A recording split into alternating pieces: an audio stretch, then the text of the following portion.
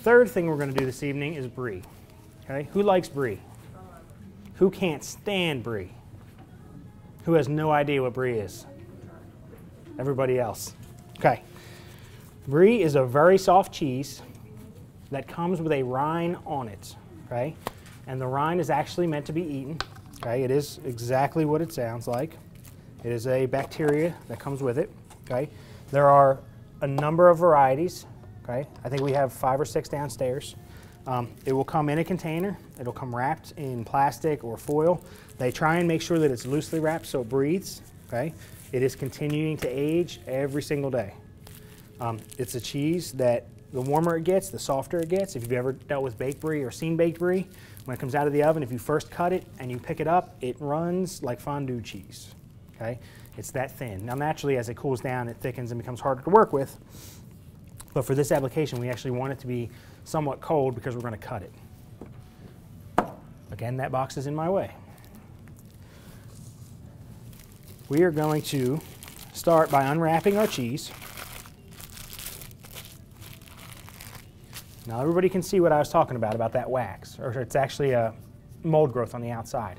It's completely safe, it's completely edible, that's what it's made for and designed for. And what that does is it actually protects the cheese, it kind of helps encase it. If you didn't, it would just kind of run all over the place, okay? You want to make sure that there's no wet spots on the outside, because if it's gotten wet, it's actually producing bad bacteria. So as long as it's firm, it doesn't have any visible wet spot, anything that looks like a green mold or a discoloration is fine. What we're going to do, and this is the tricky part and the hardest part about this whole thing, okay? You want to lay it on a flat surface, preferably a cutting board. And you want to start very shallow cuts, about a ½ inch. And you actually want to spin the cheese around as you're doing this, okay? And what that will allow you to do is to try and make an even cut all the way around. Now, I'm back to the beginning. Once I'm back to the beginning, you want to go in slightly further, about the blade width of the knife, and you want to continue to turn that. Everybody takes a cake at home and they cut it straight through, and what happens every single time? One side's thinner than the other. You get one side that's about this thick and one side that's about that thick. This is a good way, even when you're cutting cakes, to kind of help prevent that. And you can cut this as thick or as thin as you need to with this method. Same thing with your cakes. Now once you get to the center, you kind of move through it a little bit and it'll open up for you. Okay, it gives you a nice even flat surface to work with. And then you can do the exact same thing on the next layer. Again, just go slightly through it.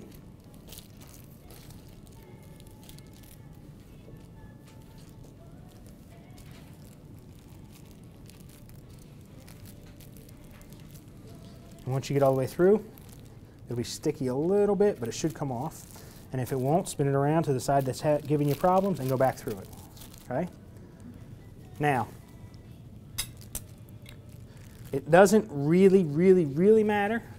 You have 2 sides. You have the side that's wrapped on the bottom of the foil that looks kind of squished and mangled and banged up, and then you have the side that's on the bottom of the foil that's a little more smooth. I like to keep that one for the top. When you pour your stuff over top of it, you're going to see all these little grooves and nicks and knacks. This one will make your finished product look a little nicer. Okay? So we're going to start by moving that over and start with our cheese right there in the center.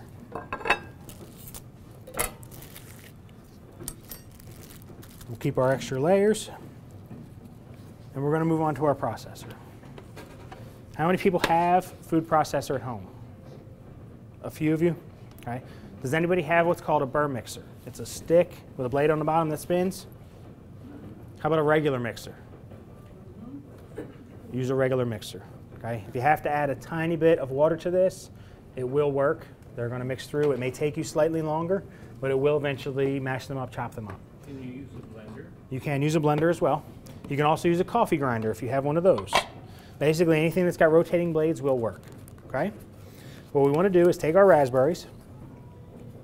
Make sure as you're putting them in here, you go through them. Every pack of raspberries I've ever used has 1 green leaf in it somewhere. Okay? So make sure you go through them. You don't really want that in there, and you don't necessarily have to pick through every single one, but kind of shake them down into your hand. This is the one time where you don't have to be gentle. We're going to puree them up. If you smash them in your hand, it's not the end of the world. Okay? You just want to make sure you don't get any of those leaves or any of those moldy berries down in there. There's that one leaf. I told you. Every pack of raspberries in history has one leaf. We'll get them last few in there. Now, I pulled 4 raspberries out because I want to keep them to the side. I'm actually going to take a few more because I made 2 and I need them for the other one as well.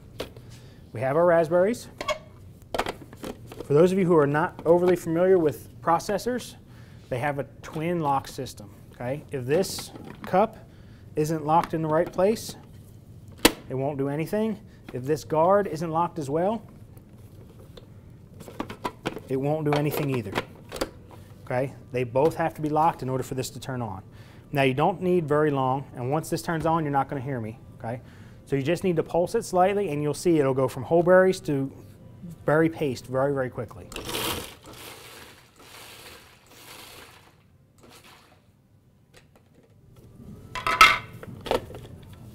You just take your blade out so it's out of the way.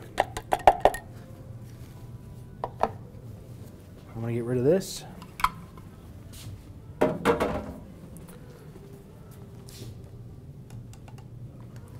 Now you can see that only took very few seconds, and all you're looking to do is make a paste out of this. Okay? The reasoning behind it, you want it to kind of run and flow, but you don't want it to be so liquid or so watery that it's just going to ooze out instantly. Okay? We're going to set that aside, and we need to do our last ingredient, which is graham crackers. The reason I like graham crackers for this is it adds a little bit different flavor, and it also adds a little bit of crunch. We are going to crush them up though, so it'll make it slightly different. With your graham crackers, if you have a chopper, if you have something you can blend them up with, by all means do so. Personally, I like to use my hands because it gives me different shapes. Right? I don't necessarily want breadcrumbs that are all uniform and that are all real small. I like to have something that's a little bit different, and if you crush them up correctly, which there's really no wrong way, you'll end up with a whole bunch of different sizes and shapes. Okay? You get some pieces that are a little larger, some that are a little smaller, but overall it'll give you a different consistency and a different texture. Okay? We're going to do a few more halves. Now with this, there is no right or wrong measurement. Okay? It's more a personal preference. If you like the whole contrast, by all means add more. If you don't, you can cut back on it. Much like everything else I do, it's meant to be varied. If you don't like raspberries and you want to use strawberries, it'll work. If you want to use blueberries, have at it. It won't change the flavor at all. Okay? All right, we have most of those smashed down.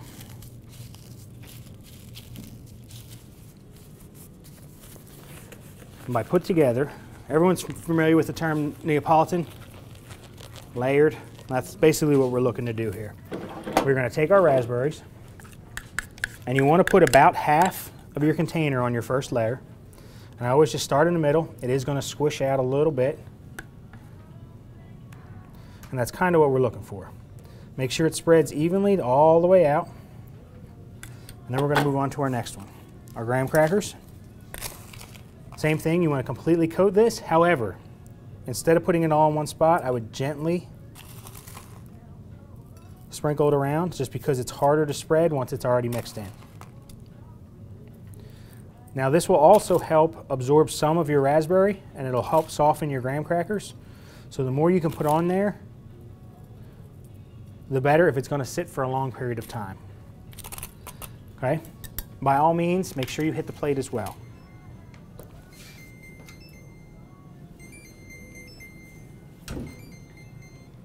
We're going to add about 5 more minutes. Okay. Make sure you use your middle piece, because we're doing the middle next. We're going to add the rest of our raspberries. And again, this is going to run all over the place, and that's kind of what you're looking for, because that's going to help make it look better. We're just going to smear it around.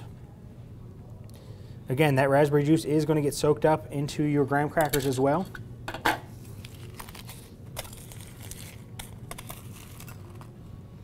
We'll give that a sprinkle.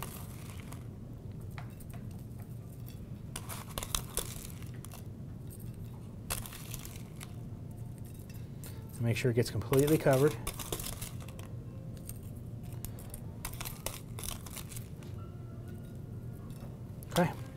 the last little bit on there. I'm going to save just a tiny bit. Now for our top. And see how when you put that on there, it just kind of starts to squeeze it out? The first time we take a knife into this and cut it, it's going to kind of run all over the place. That's why it's good to have those graham crackers in there, because it's going to hold some of that raspberry in place. If you didn't have it and you went to cut it, it would push out everything that's in there. As you can see, I did the exact same thing earlier. However, I left it in the refrigerator without completing it. Does anyone want to know why? Or anyone have a guess why? You did what now? You put it in there why? I put it in here, but I didn't finish it. What's the last thing that says to do on the ingredients? Chocolate on top of it, wasn't it? Okay. If you are going to make this ahead of time and you're not going to serve it right away, do not put your chocolate sauce on it. If you were to put chocolate on this and then let it sit for an hour, a half hour, 45 minutes, all your chocolate will be around the outside. Okay? So this is the one thing you want to do right as you're getting ready to do it, right as you're ready to serve it. Now, we're going to take our chocolate sauce, and any chocolate sauce you have works. I use regular Value Time, Food Club. Really? Chocolate sauce. We're going to start in the center. Now this will run as well, so you don't have to get every single little crack covered, but you want to get quite a bit. And we're doing both while we're here.